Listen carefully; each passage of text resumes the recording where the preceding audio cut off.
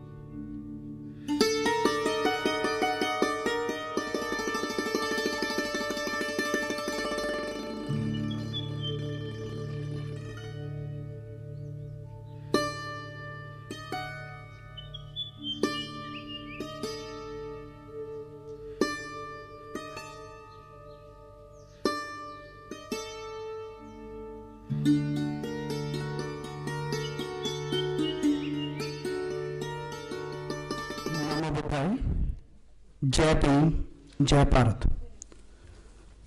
सो सब तो पहला इस प्रोग्राम दे विच शुरुआत करन तो पहले मैं बाबा साहब अंबेडकर ते बहुजन महापुरुषों नूं नमन करदा हां, जिन्हां दी बदौलत असी इत्थे तक पहुंचे हैं।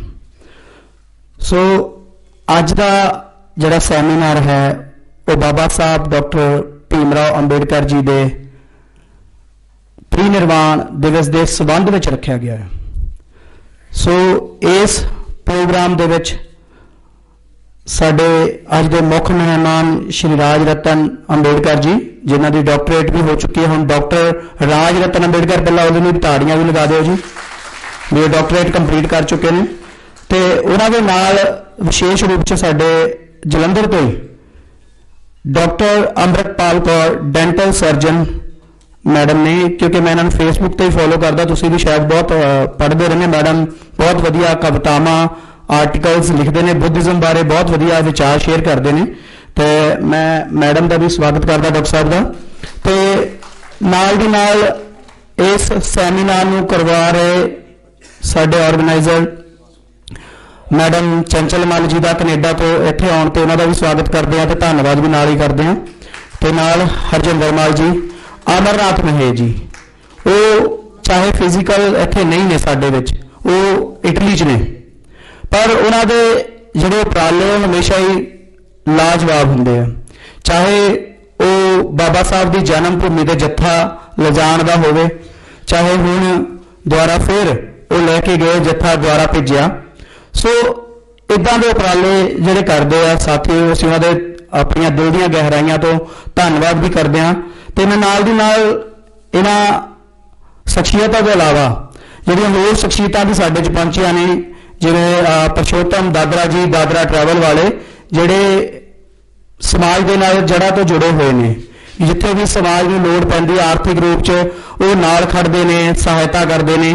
ते असीं इन्हां दा भी धन्नवाद करदे इत्थे पहुंचण ते। रमेश चंद्र जी IFS रिटायर्ड फॉरन सर्विसिज अंबैसडर रह चुके हैं, तो मैं उन्हां दा भी इत्थे प्रोग्राम च पहुंचण ते स्वागत करदा हां। मलकीत हीर जी खांबरा तो उन्हां दा भी स्वागत करदे हां। रामलाल दास जी का भी स्वागत करते हैं। बलदेव जस्सल जी धम प्रचारक, चंद्रमोहन कजला जी अपने जिहड़े रजीमियां तो इत्थे पहुंचे, असीं उन्हां दा भी धन्नवाद कर। एडवोकेट हरभजन सांपला जी का भी असीं स्वागत करते हैं। चमन लाल सांपला जी, डॉक्टर तरसेम सागर जी ट्रस्टी अंबेडकर भवन जलंधर, उन्होंने भी इत्थे पहुंचने के स्वागत करते हैं। प्रिया अंबेडकर परबत रोही, तो मैं उन्होंने भी, क्योंकि एक बार ताड़ियां जरूर लगा दो मेरी भैन लई, क्योंकि इन्नी गिनती च सिर्फ अपने टोटल निगाह मार लो अपने नाल, सिर्फ जो 4 या 5 लेडीज ने, एक मुख मेहमान चंचल माल जी, तो इधर मामी जी, तो 2 ते मेरी वाइफ। सो मेरी नाल बेनती, मतलब बुरा नहीं मनाना, मैं माफी मंगदा हां, पर जे आपां इन्नी खेचल करदे भी अपनी बेटी जां अपनी नाल भैन जां अपनी वाइफ नूं नाल लैके आउंदे तो साडी गिनती डबल होनी सी। मैं माफी भी चाहुंदा, पर साडी एक कमी है त्रासदी है भी मिशन च असीं जावांगे, वाइफ नूं घरे बिठावांगे। मैनू जो लगता, मैं माफी चाहना, मेरा प्लीज़ इनू मैं पर्सनल नहीं कर रहा, मैं स्वागत करता साडियां बीबियां दा भैणां दा जिहड़ियां पहुंचियां इस मंच दे विच प्रोग्राम च। तो पहला तो साडियां जिहड़ियां लेडीज़ पहुंची उन्होंने जरूर ताड़ियां लगा दिओ, क्योंकि सारे जिन्नियां भी लेडीज़ ने वो सारे इधर रजीम चो काम टाइम कढ के आउंदियां ने। तो मैं इन्हां दा इसलिए विशेष रूप से इहदा स्वागत करता, क्योंकि बाबा साहब दे जे असीं गल करदे मिशन दी, तां इन्हां दे लई सब तो वध उन्होंने इन्हां नूं अगे लिआंदा। तो बाबा साहब की जे असीं मिशन की गल करिए, कहते भी मैं समाज की प्रोग्रेस उत्थों दीआं औरतां नूं जो मिली तरक्की तो नापांगा, तो असीं समाजिक क्रांति की गल करन जा रहे हैं। तो नाल दी नाल पहला वेलकम करना अपने विजय अंबेडकर जी भी साडे च पहुंचे आ, उन्होंने भी मैं स्वागत करदा। एडवोकेट हरमेश मानव जी जलंधर डिस्ट्रिक्ट कोर्ट तो पहुंचे ने, उन्होंने भी स्वागत करते हैं जी। मोहन लाल फलोरिया जी, एडवोकेट मोहन लाल फलोरिया लेखक भी ने, उन्होंने बहुत खूब रचनावां भी पढ़ियां सी। तो सनी थापर जी, गुरदेव चंद जी, गुरप्रीत लाली जी लुधियाना तो पहुंचे ने। राजू अंबेडकर जी डिस्ट्रिक्ट कोर्ट जलंधर तो वह भी साडे दरम्यान इत्थे पहुंचे ने, मैं उन्होंने भी स्वागत करदा। ਚੰਨਰਾਮ ਵਡਾਲਾ ਜੀ ਲੇਖਕ ਤੇ ਚਿੰਤਕ, ਤੇ ਉਹ ਵੀ ਸਾਡੇ ਇਸ ਪ੍ਰੋਗਰਾਮ 'ਚ ਸ਼ਿਰਕਤ ਕੀਤੀ, ਅਸੀਂ ਉਹਨਾਂ ਦਾ ਵੀ ਸਵਾਗਤ ਕਰਦੇ ਹਾਂ। ਸੋ ਬਾਕੀ ਵੀ ਜਿਹੜੇ ਸੱਜਣਾ ਦਾ ਮੈਂ ਨਾਮ ਨਹੀਂ ਜਾਣਦਾ, ਮੈਂ ਉਹਨਾਂ ਦਾ ਵੀ ਸਵਾਗਤ ਕਰਦਾ ਹਾਂ, ਕਿਉਂਕਿ ਬਹੁਤੇ ਸੱਜਣਾ ਦਾ ਮੈਨੂੰ ਨਾਮ ਨਹੀਂ ਪਤਾ। ਸਾਡੇ ਸਰਦਾਰ ਚਰਨਜੀਤ ਸਿੰਘ ਜੀ ਵੀ ਪਹੁੰਚੇ ਨੇ ਅਰਬਨ ਸਟੇਟ ਤੋਂ, ਜਲੰਧਰ ਤੋਂ, ਅਸੀਂ ਉਹਨਾਂ ਦਾ ਵੀ ਸਵਾਗਤ ਕਰਦੇ ਹਾਂ। तो मैं माफ़ी भी चाहना जिन्होंने मैंने नाम नहीं पता, पर फिर भी असी सारिਆਂ ਦਾ धन्यवाद करते हैं, क्योंकि ਜਿਹੜੇ अपने इन्ने बिजी रुझेविਆਂ चों समा कढ़ के, क्योंकि व्यक्ति का सब तो वध जिहड़ा इंपोर्टेंट हुंदा ਉਹ समा हुंदा पैसे नालों भी, तो जो तुसीं किसी नूं अपना समा दे रहे हो दा मतलब तुसीं बहुत वड्डी चीज़ अपनी कंट्रीब्यूट कर रहे हो। तो अज दा जिहड़ा अपना विषय है, सो इस विषय पर साडे जिहड़े मुख मेहमान वो राज रतन जी बोलणगे, डॉक्टर अमृतपाल कौर जी बोलणगे। सो इन्हां शख्सियतां तो इलावा तो मैं थोड़ा जिहा असीं इस विषय दे नाल होर मैं इंट्रोडक्शन देनी चाहांगा कि बाबा साहब के परिनिर्वाण दिवस ते समाजिक एकता का संकल्प लैण की जरूरत क्यों।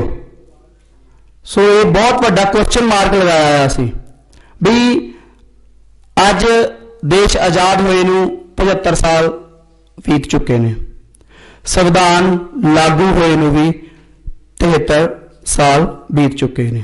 सो 73 या 72 कह सकते हैं, मतलब इन्ने सालों के बावजूद भी बाबा साहब डॉक्टर BR अंबेडकर ने कहा सी educate, agitate, organise. Educate, agitate, organise. असी एजुकेट हुए, पर जो बाबा साहब डॉक्टर BR अंबेडकर ने एजुकेशन की डेफिनेशन सानू दिती अपनी लिखतां के माध्यम, असी वो वाले एजुकेट नहीं हुए। मैं माफी चाहना है, असी चाहे PhD कर गए, चाहे असी डबल मास्टर कर गए, डबल डॉक्टरेट कर लिया, पर असी बाबा साहब की जो डेफिनेशन है एजुकेट दे शब्द के अर्थ नहीं समझ सके। एजुकेशन ताही कर पाते जे असी एजुकेट होंगे। तो ऑर्गेनाइज जिहड़ा अज साडा समाजिक एकता, क्योंकि सोशल यूनिटी की गल कर रहे हैं असी, तो ये जो सैमीनार ये भी एक चिंता का विषय भी हुंदा भी इन्ने सालों बाद भी सानू ये टॉपिक रखने पै रहे हैं भी सानू समाजिक जिहड़ी एकता उहदा संकल्प क्यों लेना चाहिए। जबकि जे असीं संविधान की गल करिए, बाबा साहब दीआं लिखतां की गल करिए, तो उन्हां दे विच सानू ये शुरू तो बाबा साहब ने कहा एजुकेट, एजिटेट, ऑर्गेनाइज। असीं पढ़े, डिग्रियां तक जुड़े, क्योंकि बहुते जिहड़े विद्वान या बहुते बुलारे आ वो ऑर्गेनाइज शब्द नूं पहलां ले आउंदे आ, ते जुड़ कित्थे गए जिथे अखां बंद कराइयां जांदियां। मैं किसी जगह का नाम नहीं लैंदा, तो अभी समझ लओ जिथे सानू 84 की टिकट मिलनी है भी 84 लाख कट्टियां जानियां, असीं उत्थे जुड़ गए क्योंकि अखां बंद करनियां पैंदियां। कि बाबा साहब के मिशन दे विच एजुकेट तुहाडीआं अखां खोलदा आ, वो बंद करन नहीं कहंदा।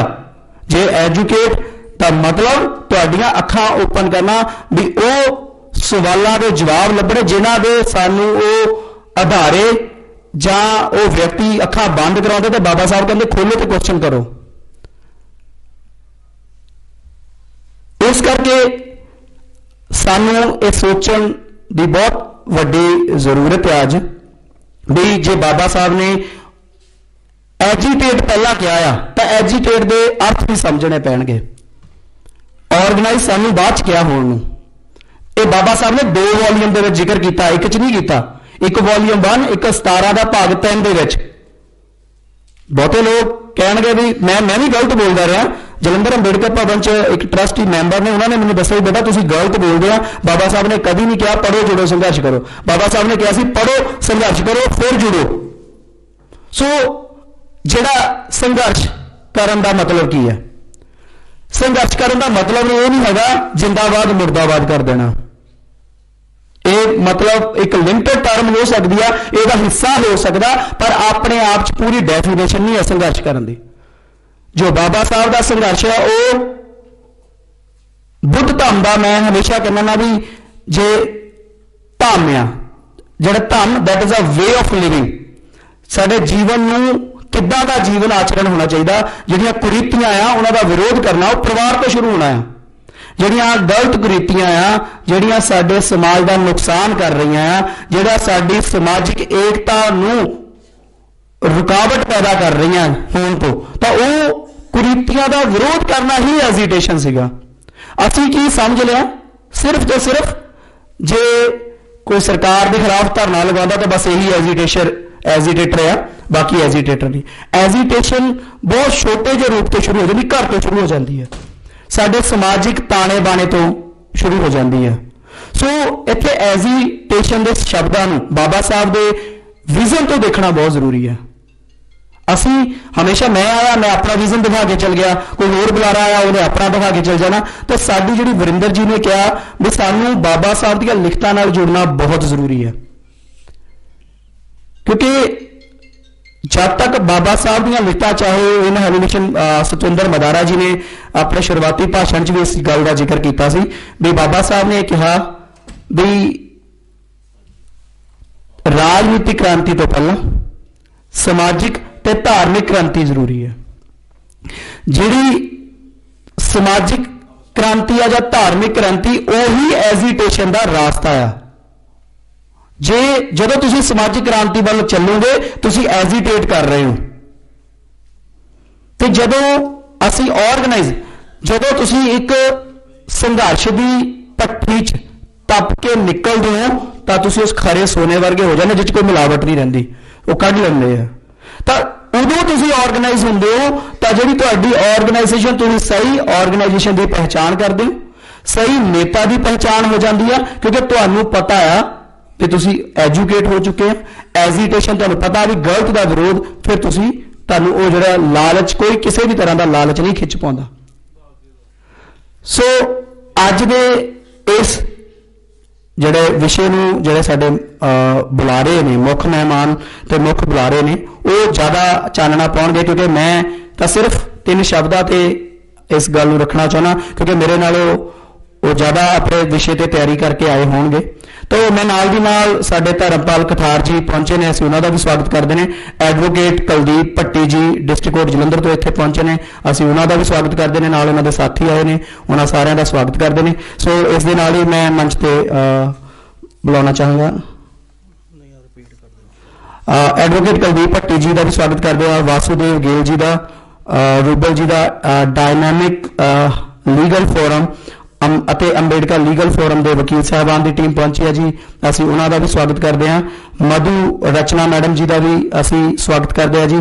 ਸੋ ਤੁਸੀਂ ਆਪਣੇ ਕੀਮਤੀ ਸਮੇਂ 'ਚੋਂ ਸਮਾਂ ਕੱਢ ਕੇ ਸਾਡਾ ਸਾਰਿਆਂ ਦਾ ਸਵਾਗਤ ਕਰਦੇ ਹਾਂ। ਤੋਂ ਅਗਲੀ ਕਾਰਵਾਈ ਮੈਂ ਵਰਿੰਦਰ ਜੀ ਨੂੰ ਮੰਚ ਤੇ ਬੁਲਾਉਣਾ ਜੀ। ਨਮੋ ਬੁੱਧਾਏ, ਜੈ ਭੀਮ, ਜੈ ਭਾਰਤ। ਬਹੁਤ ਬਹੁਤ ਧੰਨਵਾਦ ਜੀ। ਐਡਵੋਕੇਟ ਰਾਜੂ ਅੰਬੇਡਕਰ ਜੀ ਵੀ ਸਾਡੇ ਵਿੱਚ ਪਹੁੰਚੇ, ਉਹਨਾਂ ਦਾ ਵੀ ਅਸੀਂ ਸਵਾਗਤ ਕਰਦੇ ਹਾਂ। ਸ਼੍ਰੀ ਰੂਪ ਲਾਲ ਜੀ ਰਿਟਾਇਰਡ ਡੀਓ, ਸ਼੍ਰੀ ਪਰਮਿੰਦਰ ਖੁੱਤਨ ਜੀ LIC ਤੋਂ, ਉਹਨਾਂ ਦਾ ਵੀ ਅਸੀਂ ਵੈਲਕਮ ਕਰਦੇ ਹਾਂ। ਸੋ ਸਾਥੀਓ, ਸ਼ਾਇਦ ਕਿਸੇ ਸਾਥੀ ਦਾ ਅਸੀਂ ਨਾਮ ਰਹਿ ਜਾਂਦਾ, ਲੇਕਿਨ ਤੁਹਾਡਾ ਸਾਰਿਆਂ ਦਾ ਅੱਜ ਦੇ ਇਸ ਪ੍ਰੋਗਰਾਮ ਦੇ ਵਿੱਚ ਸ਼ਾਮਿਲ ਹੋਣ ਦੇ ਲਈ ਅਸੀਂ ਹਾਰਦਿਕ ਸਵਾਗਤ ਕਰਦੇ ਹਾਂ। ਸੋ ਅੱਜ ਦੇ ਜਿਹੜੇ ਚੀਫ ਆਪਣੇ ਮੇਨ ਸਪੀਕਰ ਆ, ਉਹਨਾਂ ਨੂੰ ਮੈਂ ਬੁਲਾਉਣ ਤੋਂ ਪਹਿਲਾਂ ਸਿਰਫ 5 ਮਿੰਟ ਲਈ ਮੈਂ ਬੁਲਾਉਣਾ ਚਾਹਾਂਗਾ ਸ਼੍ਰੀ ਰਾਮ ਲਾਲ ਦਾਸ ਜੀ ਹੋਣਾ ਨੂੰ। ਰਾਮ ਲਾਲ ਦਾਸ ਜੀ ਜੋ ਕਿ ਟਰਸਟੀ ਨੇ doctor BR Ambedkar memorial trust Siddharth Nagar Buddh Vihar ਤੋਂ, ਕਿ ਪਲੀਜ਼ ਉਹ ਮੰਚ ਤੇ ਆਉਣ, ਸਿਰਫ 5 ਮਿੰਟ ਲਈ ਆਪਣੇ ਵਿਚਾਰ ਰੱਖਣ। ਉਹਨਾਂ ਤੋਂ ਬਾਅਦ ਜਿਹੜੇ ਸਾਡੇ ਮੇਨ ਸਪੀਕਰ ਆ ਡਾਕਟਰ ਅੰਮ੍ਰਿਤਪਾਲ ਕੌਰ ਜੀ, ਉਹ ਆਪਣੇ ਵਿਚਾਰ ਤੁਹਾਡੇ ਨਾਲ ਸਾਹਮਣੇ ਰੱਖਣਗੇ ਜੀ। ਆਮੰਤਰਿਤ ਮੁੱਖ ਅਤਿਥੀ ਸ਼੍ਰੀ ਰਾਜ ਰਤਨ ਜੀ, मुख्य बुलारे अमृतपाल कौर जी एवं मंच पर विराजमान अति विशिष्ट गण और आप सभी लोग जो उपस्थित हैं इस हॉल में, आपका हार्दिक स्वागत है। मैं जो कुछ बोलना चाहता था, हालांकि मेरा कोई मन नहीं था बोलने का, ना कोई तैयारी करके, ना ऐसा कुछ थी, मैं सिर्फ सुनने के लिए और अटेंड करने के लिए ही आया था। श्री वीरेंद्र जी ने रिक्वेस्ट की कि 2-4 मिनट आप ले सकते हैं, तो मैंने हाँ कर दी, ये सोच के कि मैं उस विषय पर बोलूँगा जिस विषय पर ऑलरेडी श्री इंद्रजीत जी अभी बोल के यहाँ चले गए हैं। मेरा अगर बोलता तो मैं वही एजुकेट, एजिटेट और ऑर्गेनाइज पर थोड़ा से विस्तार से बोलता।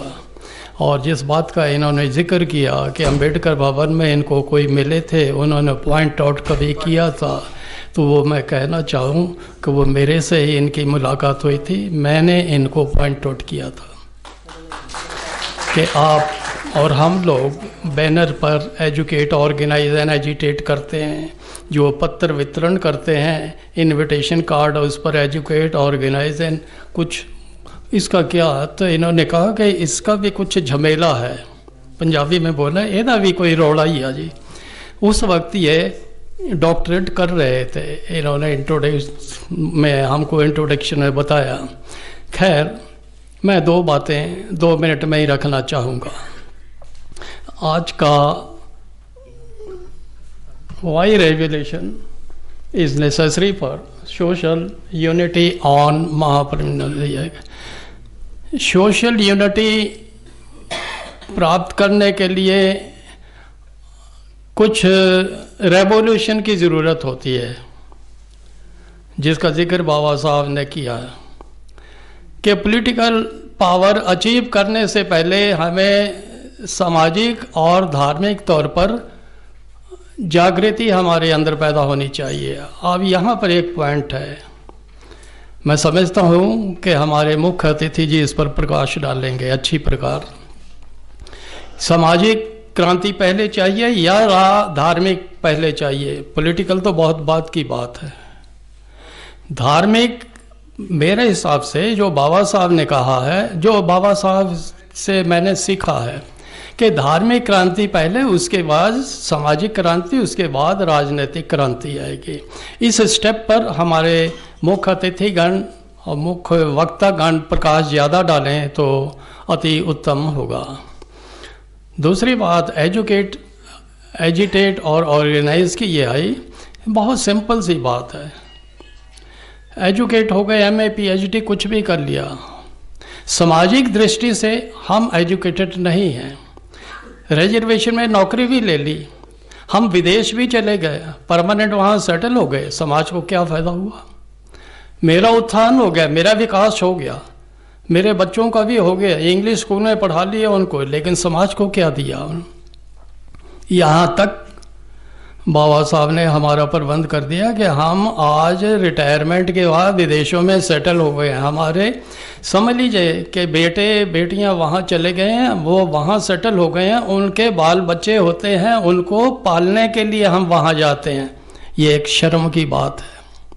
जो मैं कहना चाह रहा हूँ उस पर ध्यान दीजिएगा। हम यहाँ पे समाज सेवा करने को तैयार नहीं है।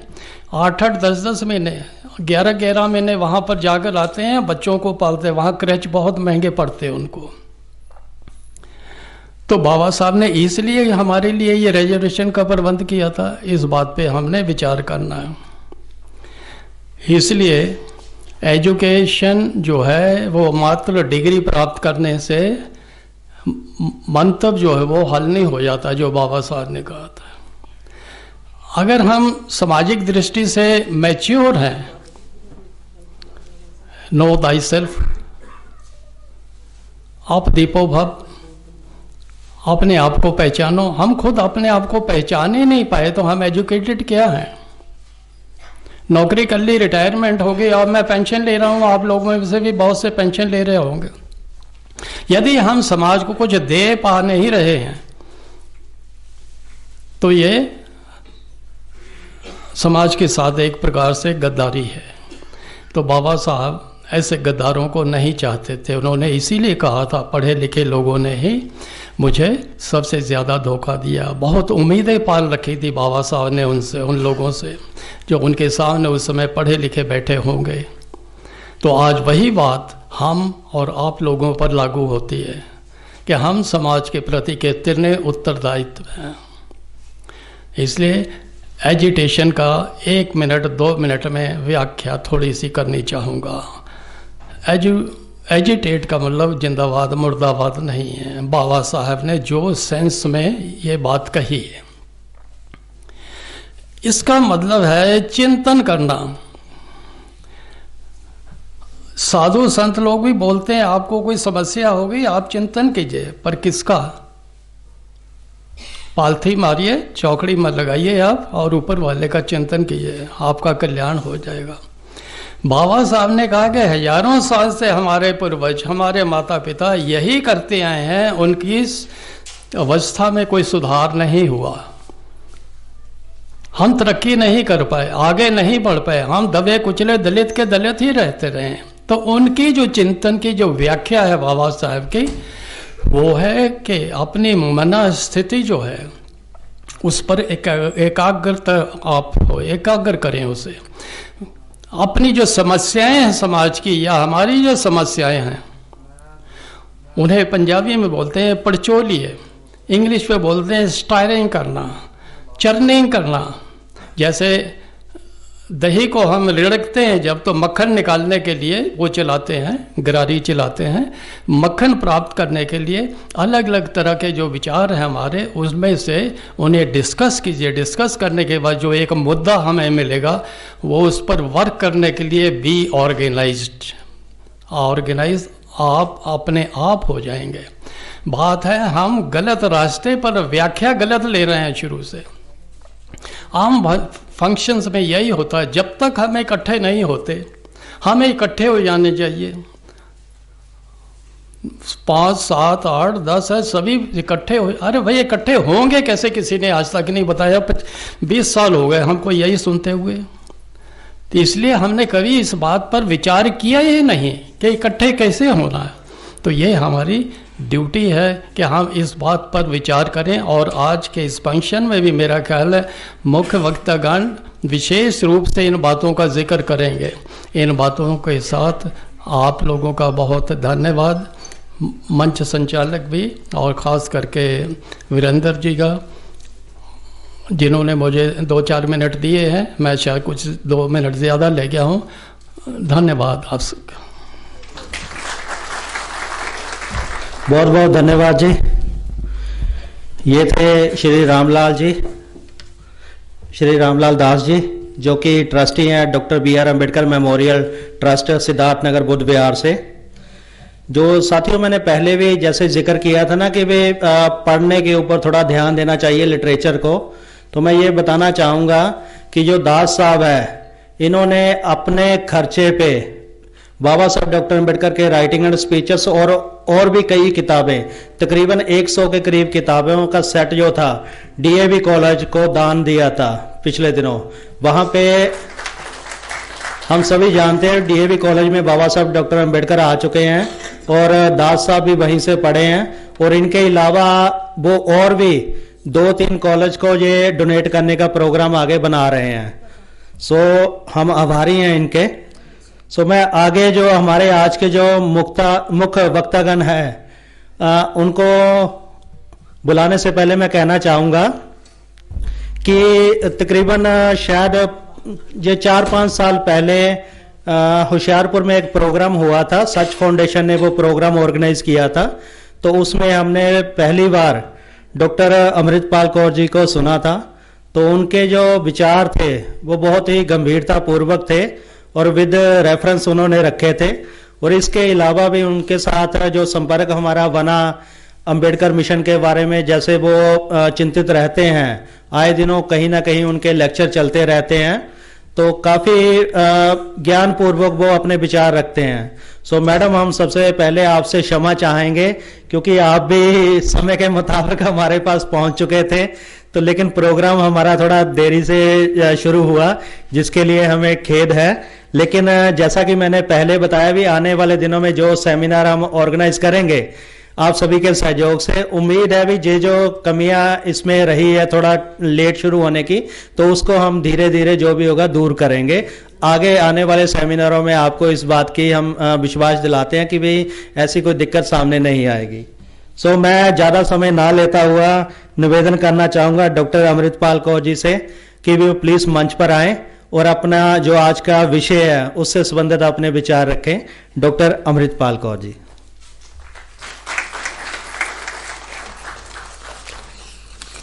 धन्यवाद वीरेंद्र आपका। विचार गोष्ठी में शामिल होने के लिए पहुंचे मेरे साथ हमारे मुख्य अतिथि श्री राजरतन अम्बेडकर जी। बाकी मेरे साथी जो बैठे हैं यहाँ मंच पर, आप सभी जो समय निकालकर सुनने आए हैं, और इस सेमिनार की पूरी ऑर्गेनाइजिंग टीम को मेरा नमो बुद्धाय, जय भीम।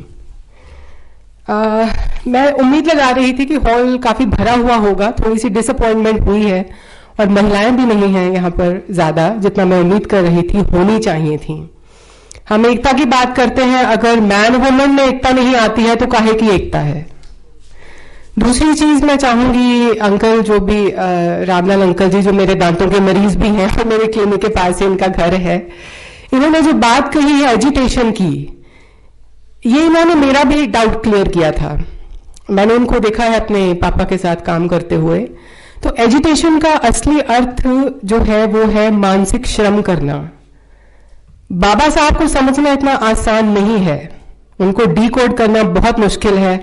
अगर आप मेंटल स्ट्रगल नहीं करेंगे तो कभी नहीं कर सकते उनको डीकोड, भूल जाइए। हमसे पहले जो ताकतें एंटी अम्बेडकराइट फोर्सेस हैं वो डीकोड कर चुकी हैं, और हमें दिख रहा है किस तरह से संविधान जो है हमारे हाथों से धीरे धीरे जा रहा है।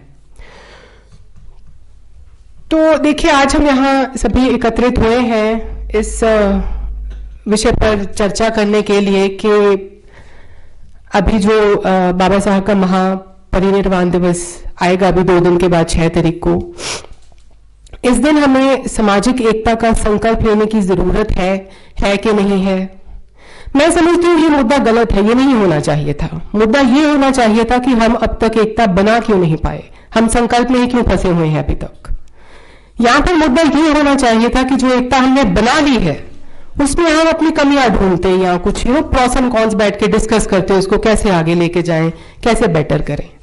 लेकिन अफसोस की बात है कि हम संकल्प की अहमियत तक ही अभी तक पहुंचे हैं। ये बातें संकल्प की मैं 10-11 साल पहले सुनती होती थी, जब मैं अपने छोटी थी फादर के साथ यहाँ पे आती थी। देखिए, बाबा साहब जो सामाजिक एकता है उसका बीज बाबा साहब अपने जीवन काल में बो गए थे। उनको 60 साल से अधिक हो गए हैं हमारे बीच में से गए। उन्होंने हमें 3 रास्ते बहुत ही साफ क्लियर रास्ते दिए हैं सामाजिक एकता बनाने के, और कहा कि इन पर चलिए, समाज में परिवर्तन लेकर आइए और एकता लेकर आइए। ये जो बहुत social, the concept of social culture transformation, उस पर मैं बाद में आती हूं। बाबा साहब ने, जैसे मैंने कहा, 3 हमें रास्ते दिए। सबसे पहले उन्होंने संविधान दिया और कहा कि ये एक जरिया है, इसको आपको एक मीन्स की तरह यूज करना है समाज में परिवर्तन लाने के लिए, जो हमने नहीं किया। हम लोग पीएचडी कर रहे हैं, हम लोग क्या कुछ नहीं कर रहे हैं, हम लोग इंडिविजुअल अचीवर्स बन गए, हम समाज को भूल गए।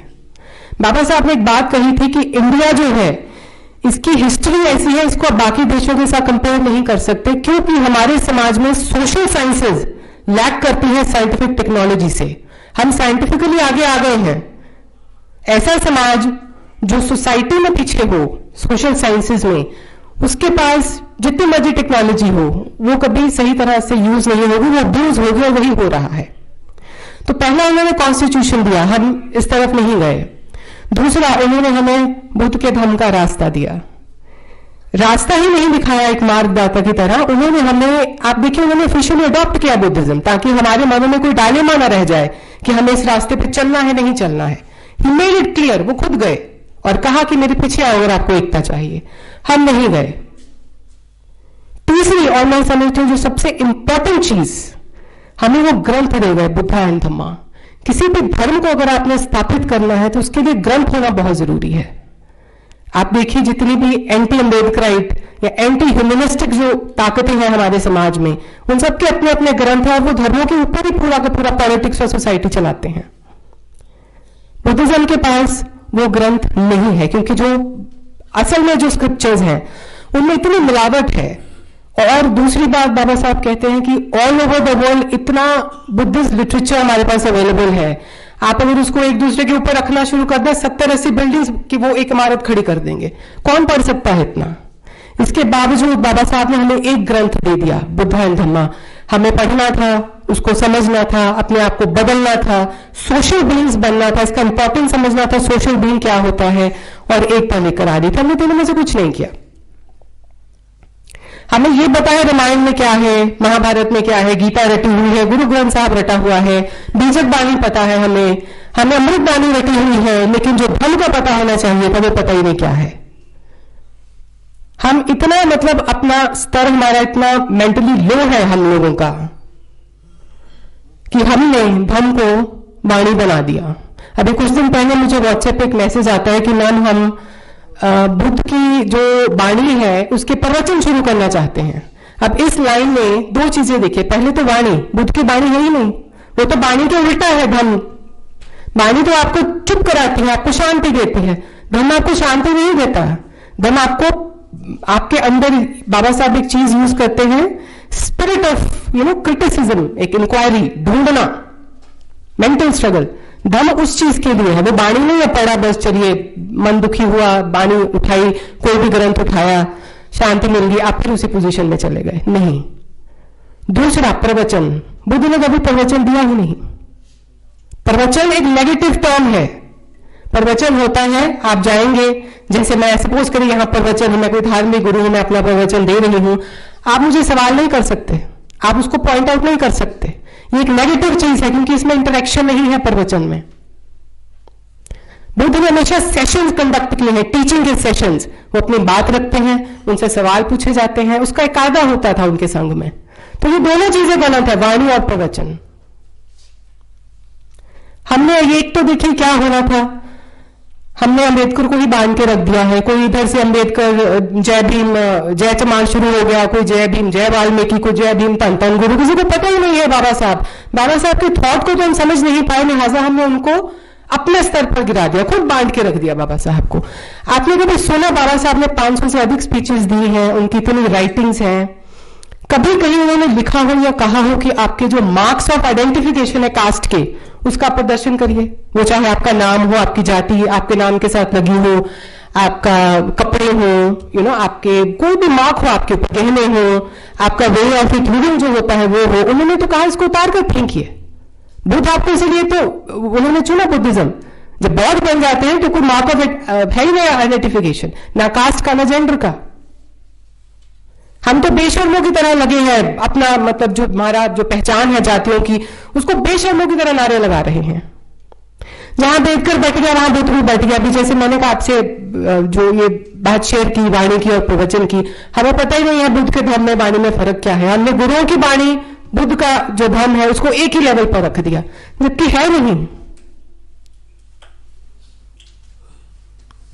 तो खैर आज के मुद्दे की तरफ मैं आती हूं। आज हम बात कर रहे हैं सोशल यूनिटी की।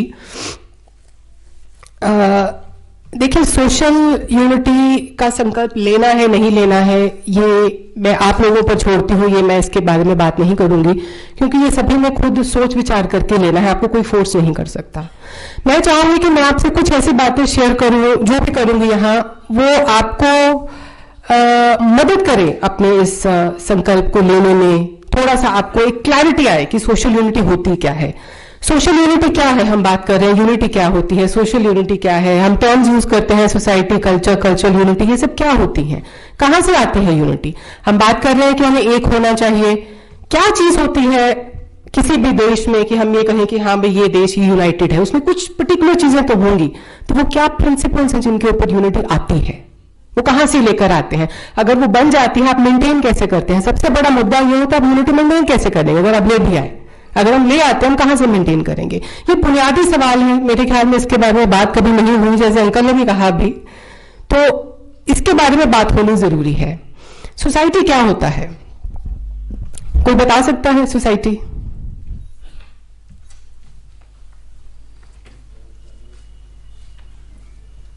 हम सभी समाज में रहते हैं, होता क्या है समाज?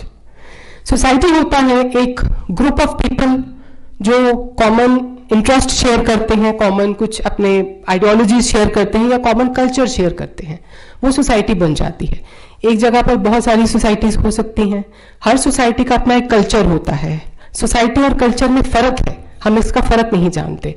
कल्चर होता है वे ऑफ लिविंग, सोसाइटी होती है जो ग्रुप ऑफ पीपल एक सोसाइटी बना लेते हैं। वो जो ग्रुप ऑफ पीपल है वो रहते कैसे हैं, उनका वे ऑफ लिविंग कैसा है।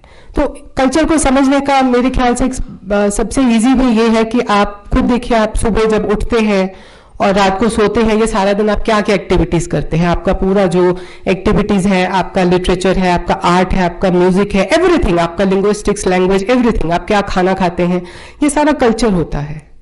तो हर सोसाइटी का एक अपना कल्चर होता है। एक जगह पर बहुत सारी सोसाइटीज हो सकती हैं।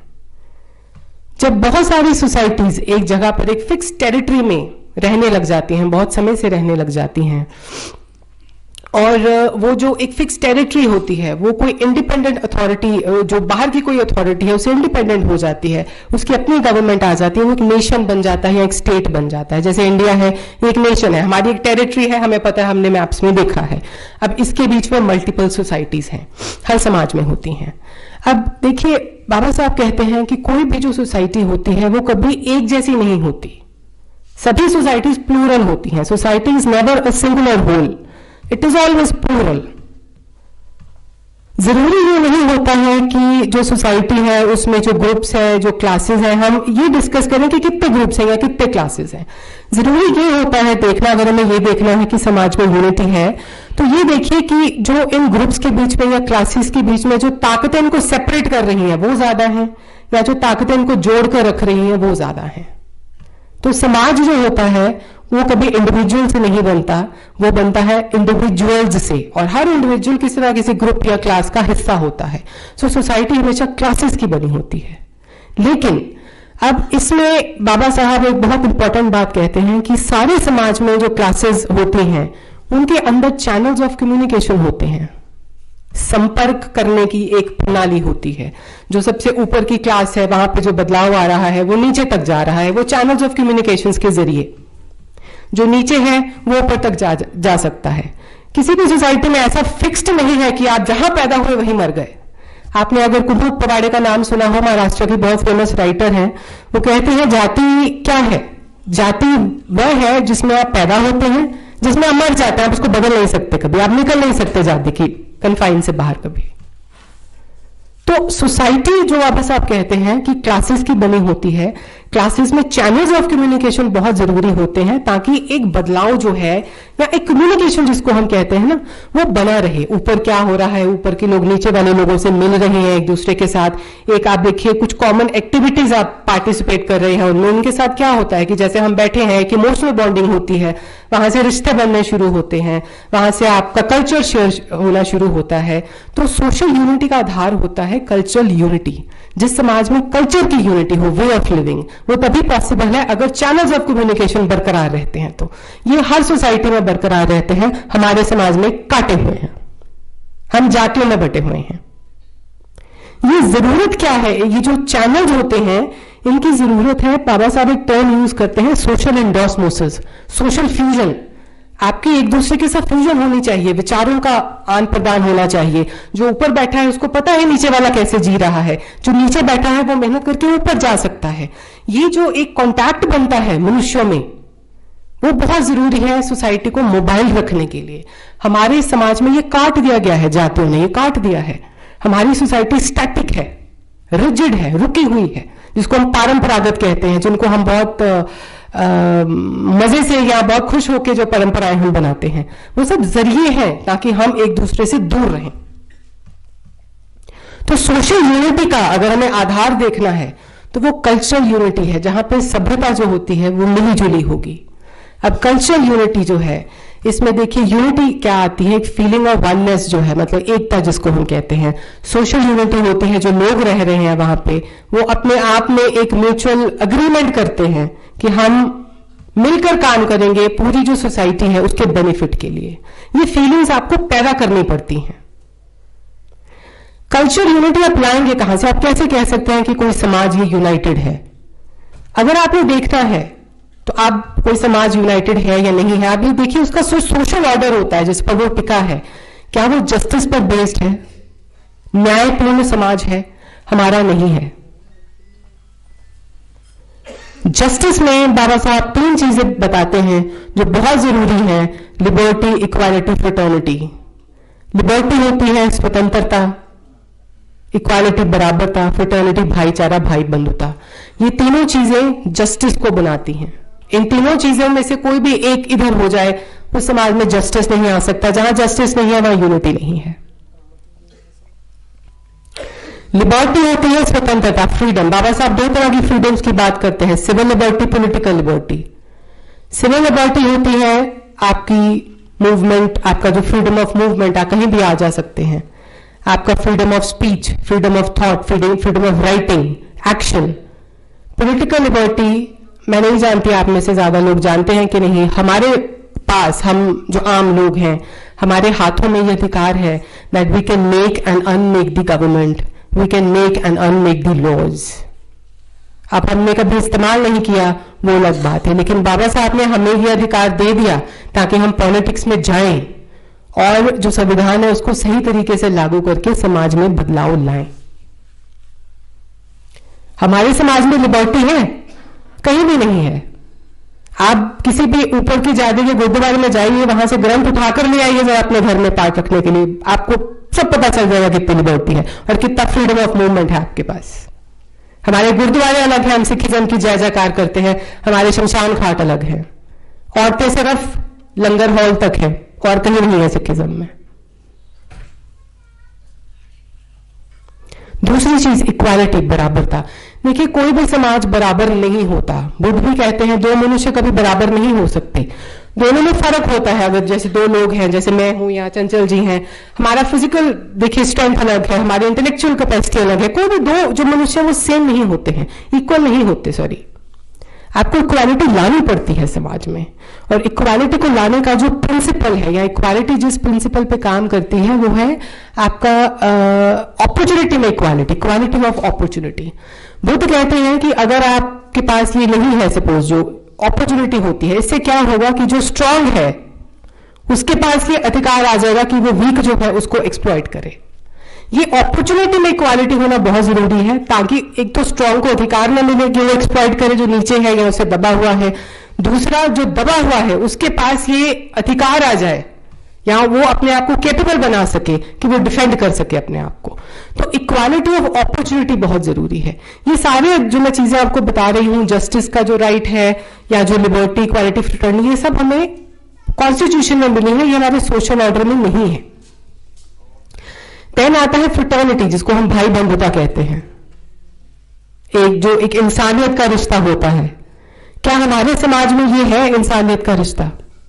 हमारी फ्रेटर्निटी बटी हुई है, हमारे धर्मों में बटी है, जातियों में बटी है। एक एग्जाम्पल मैं आपके साथ शेयर करती हूँ। अभी कुछ 1-2 महीने पहले एक वीडियो सर्कुलेट हो रहा था जिसमें एक लड़की है, रात का समय है और वो सड़क पर भाग रही है बिना कपड़ों के, उसके साथ रेप होता है, वो मदद के लिए भागती है सड़क पर, और सड़क भी ऐसे नहीं कि वहां पर कोई नहीं है, गाड़ियां हैं, बाइक वाले हैं, सब रुक रुक के देख रहे हैं, कुछ वीडियोस बना रहे हैं। किसी ने इतनी शर्म नहीं थी कि उस लड़की को एक कपड़ा दे देता अपने आप को ढकने के लिए। वीडियोस बनाने में सब बिजी हैं। ये फ्रेटर्निटी का हाल है जो हमारा देश, जिसे हम गुरुओं की धरती कहते हैं, जहां पे औरतों को पूजा जाता है, ये असल में फ्रेटर्निटी का हाल है। तो जो हम पूजते हैं, आप देखिए जहां भी हम जाते हैं धार्मिक गुरुओं के पास, आधे से ज्यादा उनके पास क्रिमिनल केसेस उनके ऊपर चल रहे हैं, हम फिर भी इतने ढीठ हैं, हम उधर ही जाते हैं। ये हमारा फ्रेटर्निटी का हाल है, असलियत है हमारे देश की। हमारे साथ वाले घर में आग लग जाए, हम पहले सोचेंगे भाई कौन सी जाति का है, तब जाएंगे। हमारी अगर हम सोसाइटी की बात करें तो बाबा साहब कहते हैं कि जो हिंदू सोसाइटी है, जो इंडियन सोसाइटी है हमारी, प्रेडोमिनेंटली एक हिंदू सोसाइटी है। और हिंदू सोसाइटी नहीं है, एक कलेक्शन ऑफ कास्ट्स है, जातियों का एक समूह है। जातियां है क्या? एक जो जाति होती है, देखिए आपकी क्लास को वो आइडेंटिफाई करती है, आपकी कास्ट आपकी क्लास को आइडेंटिफाई करेगी। हर क्लास जो अपने में एक जाति भी है। ये क्लास और कास्ट का जो इतना गहरा कॉम्प्लेक्स है, बाबा साहब भी इसे तोड़ नहीं पाए। हम अक्सर बातें करते हैं कास्ट को तोड़ो, कास्ट को तोड़ो, जो बाबा साहब नहीं तोड़ पाए वो हम कहां से कर लेंगे। ये जो कास्ट है, आप देखिए जो कलेक्शन है कास्ट्स की, ये यूं है, एक कास्ट यूं ऐसे हमारे देश में हम यूनिटी की बात करते हैं तो ये ऐसे काम करती हैं, ऐसे चलती हैं, इनका कोई आपस में तालमेल नहीं है। चैनल्स ऑफ कम्युनिकेशन काट दिए गए हैं जानबूझकर, ताकि सोशल फ्यूजन ही ना हो, कल्चरल फ्यूजन ही ना हो। यूनिटी कहां से आएगी? जितनी भी ये कास्ट है एक दूसरे के ऐसे खड़ी हैं, ये सभी एंटी सोशल हैं, एंटी नेशनल हैं, इनमें एंटी पब्लिक स्पिरिट है। ऐसे समाज में आप कहां से यूनिटी लेकर आएंगे? बाबा साहब ने कहा कि अगर आपको यूनिटी लानी है तो एक अथॉरिटी होनी चाहिए यूनिटी को लेकर आने की, मेंटेन करने की। अथॉरिटी दो तरह की है। यहाँ तो हमारे पास कॉन्स्टिट्यूशन था, कॉन्स्टिट्यूशन के बारे में बाबा साहब कहते हैं कि जब वो अपना कॉन्स्टिट्यूएंट असेंबली में स्पीच देते हैं तो वो कहते हैं कि संविधान अगर सही हाथों में नहीं जाता है, गलत हाथों में जाता है, तो मैं सबसे पहला व्यक्ति होऊंगा जो इसको जला दूंगा संविधान को। अब वो सही हाथ किसके होने चाहिए थे? वो हमारे होने चाहिए थे। हम में से कितने लोग पॉलिटिक्स को अपना फ्यूचर बनाते हैं या करियर बनाते हैं? हमें वे आउट चाहिए ना, हमें एक होना है तो हम कैसे होंगे? बाबा साहब तो कह गए कि आप पॉलिटिक्स में आइए, अगर आप लोग नहीं आएंगे तो आपका कभी उत्थान होना ही नहीं है। आप जहां हैं वहीं रहेंगे और उससे नीचे चले जाएंगे। कितने लोग पॉलिटिक्स में जाते हैं? हमारे पास जो वोट लेने आते हैं, हमारे पास राइट टू वोट है, हम बहुत खुश होते हैं जी, हम बहुत बड़ी डेमोक्रेसी है, राइट टू वोट है। हमने कभी इसका इस्तेमाल किया है? जो डेरे वाले आते हैं, जिसका नाम लेकर उसको वोट दे देते हैं, धर्म के नाम पर वोट दे देते हैं। हमने कभी एकता के नाम पर वोट दिया है? बिल्कुल नहीं। एक बाबा साहब ने कहा कॉन्स्टिट्यूशन जरिया है एकता लाने का, लेकिन जो लॉ एंड ऑर्डर होता है ये इतना सार्थक नहीं होता, इतना स्टेबल जो यूनिटी है वो नहीं ला सकता जितना दूसरा जरिया जो धर्म है वो लेकर आ सकता है। तो बाबा साहब ने, अगर हम उनका ये बुद्धिज्म का जो उनका फैसला था अडॉप्ट करने का, इसके पीछे जो कारण था वो सोशल यूनिटी था कि हम लोग एक हों। हम लोग इतने बटे हुए हैं, हमें एक आइडेंटिटी चाहिए एक होने के लिए, लेकिन हमने बुद्ध के धर्म को कभी पढ़ा नहीं तो वो भी बट गया है आज। तो आप देखिए, धर्म को की जब भी बात होती है हम लोग बहुत इमोशनल हो जाते हैं। हम ये नहीं देखते हैं, अगर बाबा साहब के नजरिए से धर्म को देखना है तो धर्म इवॉल्व हुआ है, जिस तरह से ये सृष्टि इवॉल्व हुई है। धर्म कोई फिक्स्ड चीज नहीं है। धर्म आपको आज जिस स्थिति में है वो आपको डिवाइड भी करता है, यूनाइट भी करता है। आपको यूनाइट करता है सिर्फ अपने अपने में, आप जिस डेरे के हैं, जिस धार्मिक गुरु के पास जाते हैं, किस धर्म के हैं, उसी की फ्रेटर्निटी है, उससे बाहर नहीं है। हम देश के लिए कभी नहीं उठते हैं। अगर किसी धर्म के लिए उठना हो तो हम फटाफट तलवार निकाल लेते हैं। जहां कभी भी कोई इंटरकास्ट मैरिज की बात आती है या कोई इस तरह की कोई बात आती है, लड़ना शुरू। कहां से आप लेकर आएंगे यूनिटी? यहां पर बाबा साहब ने धर्म की अहमियत बताई है कि धर्म जितना आपको अच्छी तरह जोड़ सकता है उससे ज्यादा आपको लॉ एंड ऑर्डर नहीं जोड़ सकता। लेकिन धर्म भी आपको चुनना पड़ेगा। हर धर्म जोड़ेगा नहीं। आज जो स्थिति है, आप देखिए हर धर्म में जातियां हैं, आप किसी भी धर्म में चले जाइए, आपका सोशल स्टेटस वहीं का वहीं है। आप किसी भी धर्म में ऊपर नहीं गए हैं, आप वहीं के वहीं है जहां हिंदू धर्म में थे। तो धर्म कौन सा होना चाहिए, ये कुछ 2-3 पॉइंट्स मैं आपके सामने रखूंगी। बाबा साहब ने कहा कि धर्म जो है, ट्रू रिलीजन जो आपको यूनाइट करे, असल में कौन सा कर सकता है जिसमें कुछ कैरेक्टरिस्टिक फीचर्स हों। पहली चीज, जो आपको इस तरह फोकस करे कि आप जब पैदा होते हैं और जब आप मरते हैं, ये जो समय है आपका धरती पर, इसके ऊपर फोकस करे कि ये आपका समय आपको किस तरह से बिताना है। आपने समाज में रहना है, आपका मैन टू मैन रिलेशन, जिसमें मैन टू वुमेन रिलेशन भी है, वुमेन टू वुमेन रिलेशन भी है, वो किस तरह से बेहतर करना है और समाज को बेहतर बनाना है। ऐसा एक ही धर्म है, बुद्ध का धर्म। वो कॉन्सेंट्रेट करता है प्रेजेंट पर। दूसरी चीज, जो आपको ये कहे अता दीपो भवा, अपना दीपक स्वयं बने। आपकी समस्या है, आप खुद लड़िए, इसका हल आप खुद ढूंढिए। आपको किसी बाहर की जो ताकत है उसके ऊपर निर्भर नहीं होना है। तो आपको जो हमारी समस्या है, हमारी समाज की जाति प्रथा है या जो जेंडर डिस्क्रिमिनेशन है, इसका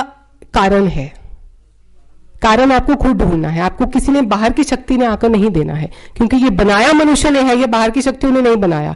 तो आप खुद ढूंढिए इसका कारण, खुद मेहनत करिए और इससे बाहर आइए। अब जो धर्म आपको ये बता रहा है कि भाई पिछले जन्म में, आज तुम जो भी हो पिछले जन्म की वजह से हो, तो ये चीजें कर लो, अगले जन्म में तुम ये बन जाओगे, वो आपका टाइम वेस्ट कर रहा है। आप जो एक मनुष्य होता है, देखिए जो आदमी है, मैन है, वो पूरी, अगर आप एवोल्यूशन देखें तो उसमें सबसे ऊपर बैठा है होमो सेपियंस। किस लिए बैठा है? क्योंकि उसकी एबिलिटी है टू थिंक। जानवर सोच नहीं सकते हैं जो हमसे नीचे पायदान में है। क्या आपकी ये जो एबिलिटी है टू थिंक, इसको कोई धर्म नर्चर कर रहा है? वो सिर्फ वही धर्म कर सकता है जो आपको असलियत की तरफ लेकर आए। तीसरी चीज, नैतिकता की बात हम करते हैं। जो धर्म आपको नैतिकता की सही परिभाषा देता है। नैतिकता होती क्या है? मोरालिटी। ये आपकी कैपेबिलिटी होती है to differentiate between right and wrong. अब हमारे लिए राइट एंड रॉन्ग क्या है? जो हमारे धार्मिक ग्रंथों में लिखा है वो हमारे लिए राइट है, जो हमारे गुरु हमको कह रहे हैं वो हमारे लिए राइट है। अगर हमारा धर्म कह रहा है कि भाई तुम महिला हो, तुम्हें पीरियड आते हैं, तुम गंदी हो तो तुम गंदी हो और तुम ये मान कर बैठ गई। अगर तुम कहता है कि तुम नीचे हो, तुम अनटचेबल हो, क्यों? क्योंकि तुमने पिछले जन्म में कुछ ऐसा किया है इसलिए आज ऐसे हो, तो तुम यही रहोगे इस जन्म में। आपके अंदर की जो सोचने की ताकत है, अगर धर्म उसको बिल्डअप नहीं कर सकता तो उसको फेंकिए ऐसे धर्म को। यूनिवर्सल मोरालिटी, जो मोरालिटी होती है, बुद्ध कहते हैं कि वो जो परिभाषा है नैतिकता की वो कहीं बदलती नहीं है, हर धर्मों में आज वो बटी हुई है। जो मोरालिटी की डेफिनेशन यहां सही है वो यूरोप में भी सही है, जो यूरोप में सही है वो अमेरिका में भी सही है। जो धर्म यूनिवर्सल मोरालिटी की बात करे वो चुनिए, वो आपको यूनाइट करेगा। इसी के साथ जुड़ी है फ्रेटर्निटी, जो मैंने पहले भी एक बात की है, भाई बंधुता की, इंसानियत की। हमारी इंसानियत अपने अपने में, अपने अपने धर्मों में बस, या अपनी अपनी जातियों में। आज देखिए हमारे यहां पंजाब में कितने डेरे हैं, एक डेरा दूसरे के एंटी है, ये कोई इंसानियत होती है?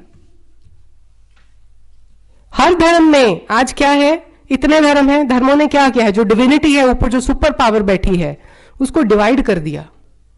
इस धर्म की ये, इस धर्म की ये, इस धर्म की ये। जहां डिविनिटी बट जाती है, हम डिविनिटी को इंसानियत के साथ जोड़ते हैं, तो कॉमन सेंस है, अगर डिविनिटी बट गई तो इंसानियत भी तो बट गई, ह्यूमैनिटी बट गई तो मोरालिटी बट गई, मोरालिटी बट गई तो फ्रेटर्निटी बट गई। आपको वो धर्म जो बताए कि ये जो इंसानियत है ये यूनिवर्सल प्रिंसिपल है, जो ये सिखाए कि अगर आप चाहते हैं कि आपके अधिकारों की रक्षा हो, आपको दूसरे की भी रक्षा करनी पड़ेगी उठकर। आपको ह्यूमन राइट्स आपके हनन हो रहे हैं तो दूसरे के होते हैं तब उठिए, उठते क्यों नहीं?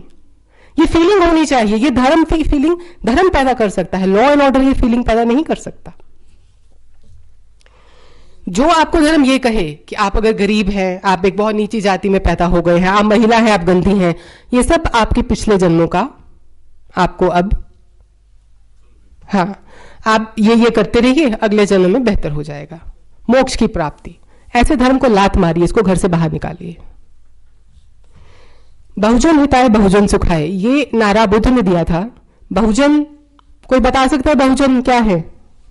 बहुजन क्या होता है?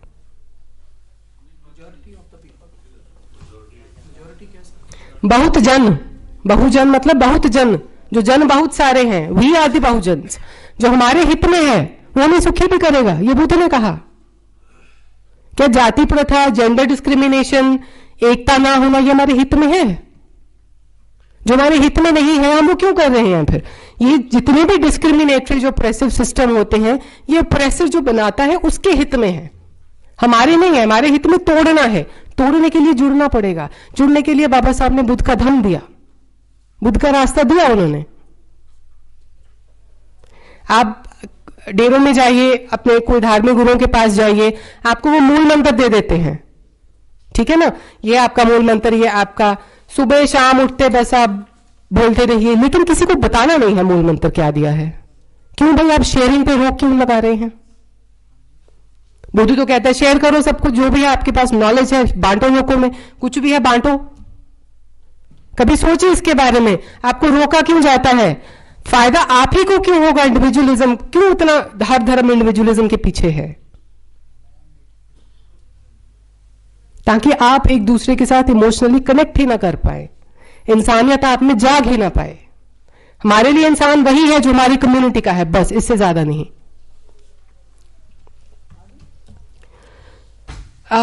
जो आपको सोशल बीइंग का मतलब समझाए धर्म। देखिए, अगर एरिस्टोटल जो है उन्होंने एक कहावत ये कही थी, सभी को पता होगी, कि मैन जो है is by nature a necessity a social animal. सामाजिक जीव है तो इसलिए वो ग्रुप्स में रहता है, क्लासेस में मिलके रहता है। इसका मतलब ये नहीं है कि वो सोशल बीइंग भी है।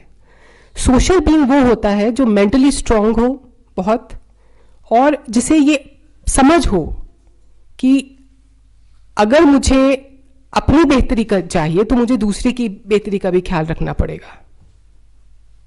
अपना फायदा दूसरे के फायदे में और समाज के हित में। जो चीज सही है आपके लिए वो दूसरे के लिए भी सही होनी चाहिए, वो समाज के लिए भी वो सही होती है। ये बुद्ध कहते हैं दिस इज मॉरल, जो आपके लिए, दूसरे के लिए और समाज के लिए सबके हित में हो। तो अगर सोशल बीइंग आप कैसे बनेंगे? जब आप इंडिविजुअलिज्म से बाहर निकलेंगे। जो भी इंडिविजुअल, ये जो आपको सिखा रहे हैं इंडिविजुअलिज्म, ये बिना सोशल अवेकनिंग के सिखा रहे हैं। आपके अंदर वो बीज नहीं पैदा होता कि आपने जाके समाज के लिए काम करना है। जैसे अंकल ने भी कहा, अभी आप यूनिटी बना रहे हैं, बात कर रहे हैं, कैसे बनेंगे आप जब तक सोशल बीइंग होने का मतलब ही नहीं समझेंगे? तो ये जो आपको धर्म सिखाएगा वही आपको यूनाइटेड कर सकता है, वही सोशल बीइंग बना सकता है। जिस धर्म में जेंडर डिस्क्रिमिनेशन ना हो, बुद्ध का ही एक ऐसा धर्म है। आप देख लीजिए, अगर आप इंस्टीट्यूशंस देखें, मतलब जो संस्थागत धर्म सभी हैं, इसमें सिर्फ एक भिक्षुनी संघ है बुद्ध का धर्म, भिक्षुनी संघ जो इंस्टीट्यूशन है भिक्षु संघ के साथ में। और किसी धर्म में आपको महिला इंस्टीट्यूशनल जो रिलीजन होता है उसमें नहीं मिलती।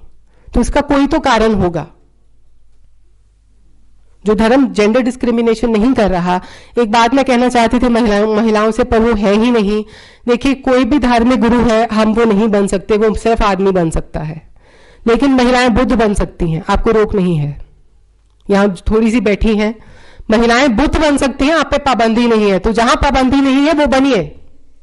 आप कोई भी धार्मिक गुरु उठा लीजिए, कोई भी पैगंबर ले आइए, जितने गॉड है, सारा धर्म ऑल मेल डोमिनेटेड, आप सिर्फ बुद्ध बन सकती हैं।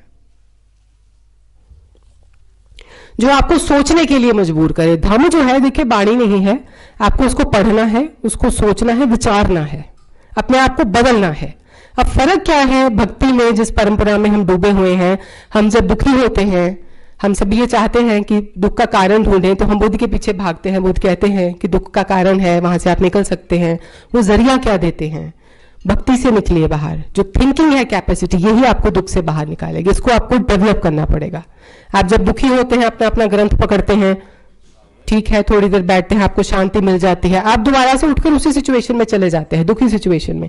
आपके अंदर कोई पॉजिटिव चीज नहीं आती है कि आप उठकर लड़े अपनी स्थिति से। यह धर्म करता है। तो मेरे पास समय है जी, ज्यादा हो गया, चलिए मैं खत्म करती हूँ, अपनी बात यहीं पर रखती हूँ। बस एक ही बात आपसे शेयर करूंगी। महिलाएं तो नहीं है खैर, पर मैं ये चाहती थी कि अगर वो आती तो उनको एक बात कहती, सोशल यूनिटी जो है वो अकेला आदमियों का काम नहीं है, औरतों को साथ में आना चाहिए। आपको वो लेकर आते हैं नहीं, आप लड़िए, आप आइए उनके साथ। अपनी जो फेमिनिटी के कॉन्सेप्ट्स हैं, जिनमें हमारी मेंटेलिटी फंसी हुई है, इसमें से बाहर निकलना बहुत जरूरी है।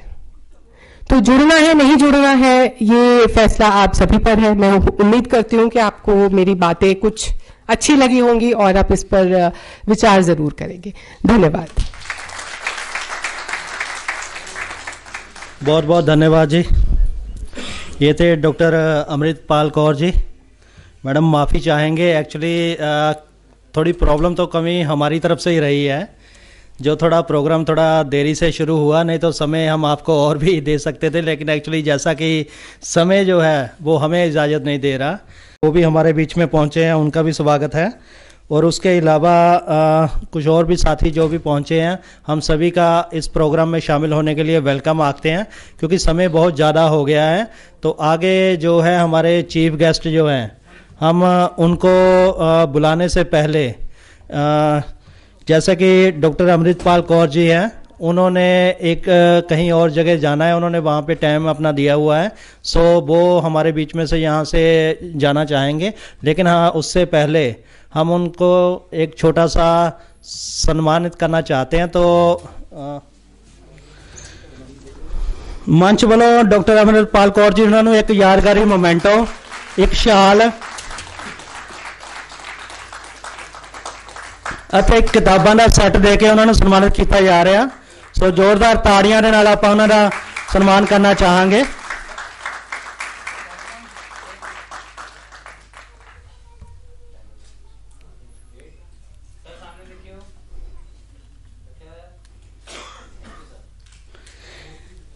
ਤੇ ਇਸ ਦੇ ਨਾਲ ਹੀ ਸ਼੍ਰੀ ਅਮਰ ਮਹੇਸ਼ ਜੀ ਉਹਨਾਂ ਨੇ ਇੱਕ ਵਿਚਾਰ ਰੱਖਿਆ ਸੀਗਾ ਕਿ ਵੀ ਜਿਹੜੇ ਸਾਡੇ ਬੁੱਕ ਸੇਲਰ ਆ ਉਹ बहुत दूर दूर तक जाते हैं, अंबेडकर मिशन के प्रचार के लिए सहायता लेके जाते हैं, तो उन्होंने भी सन्मान जोड़ा आ किया जाना चाहिए आ।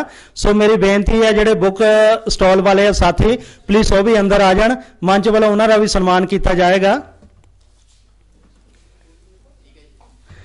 तो उन्होंने तो पहला डॉक्टर राज रत्न अंबेडकर जी होना का सन्मान किया जाएगा।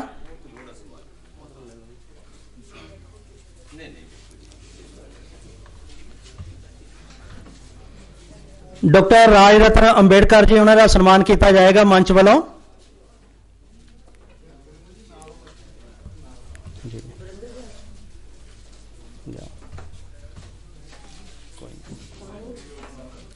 नहीं कोई नहीं सर।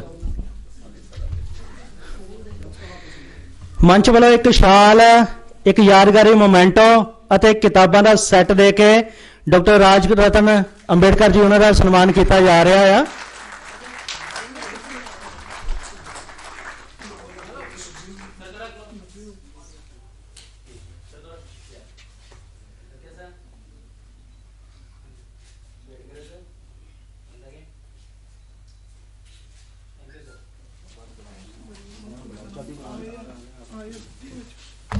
सो हुण मैं जिवें कि दस्सिया कि भी जिहड़े बुक स्टॉल वाले आ उन्हां दा सन्मान किया जाएगा। सब तो पहला मैं निवेदन करना चाहूँगा चिंतन प्रकाशन तो श्री पुष्कर जी, प्लीज वो मंच ते आउण दी कृपालता करन। चिंतन प्रकाशन तो श्री पुष्कर जी।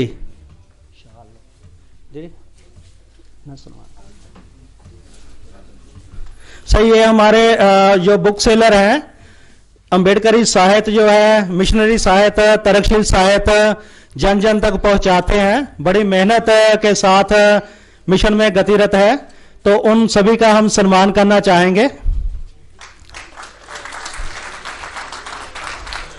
उनके बाद मैं निवेदन करना चाहूंगा संघ मित्रा बुक स्टॉल से अर्शदीप जी, प्लीज वो भी मंच पर आ जाए। श्री अर्शदीप जी।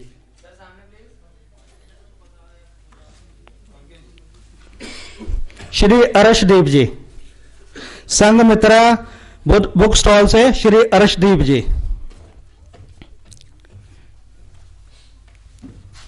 उनके बाद श्री सतनाम बौद्ध जी, सतनाम बुक स्टॉल से श्री सतनाम बौद्ध जी।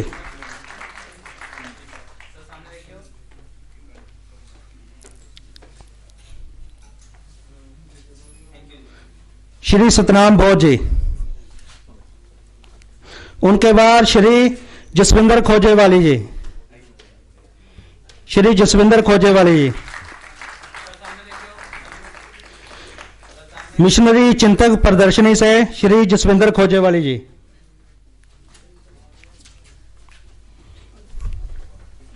श्री जसविंदर खोजेवाली जी।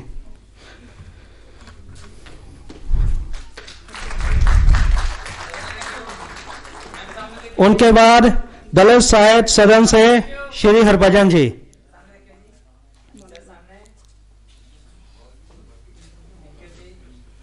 दलित साहित्य सदन से श्री हरभजन निमता जी।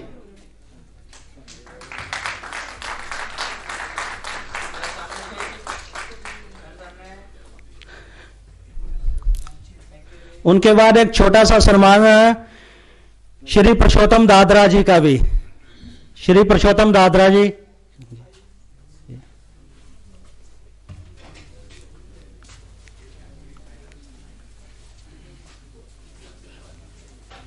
बहुत बहुत धन्यवाद जी। श्री पुरुषोत्तम दादरा जी जो कि दादरा ट्रैवल चलाते हैं, समाज को काफी इनका सहयोग रहता है। पहले भी जो प्रोग्राम वहां पे ऑर्गेनाइज किया गया था, जो यहां से पंजाब से पहले जत्था जो था महू के लिए गया था, उनके लिए भी इन्होंने विशेष सहयोग दिया। एक बार जोरदार तालियों के साथ हम पुरुषोत्तम दादरा जी को धन्यवाद करना चाहेंगे जी।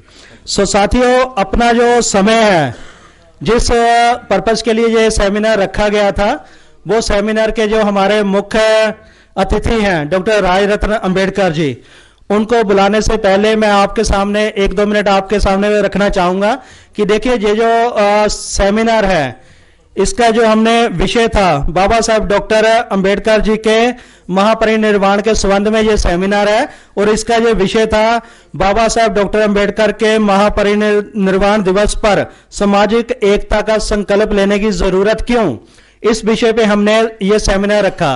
और इस सेमिनार के लिए आप सभी को आमंत्रित किया गया। कुछ और भी साथियों को ये जो मैसेज था इसका दिया गया था। सो सर मैं बताना चाहूंगा ये जो साथी है हमारे, कुछ जलंधर से हैं, कुछ जलंधर से बाहर से भी आए हुए हैं, अमृतसर हुआ, अमृतसर से भी विशेष तौर पर साथी आए हुए हैं, और उसके अलावा लुधियाना तक से भी साथी आए हैं, होशियारपुर से आए हुए हैं, तो मकेरियां पड़ता है वहां से भी साथी हमारे आए हुए हैं। सोनू जी साथी काफी, यानी कहने का मतलब ये है कि जो साथी यहाँ पर बैठे हैं ये अपने आप में एक एक संस्था है यहाँ पे जी।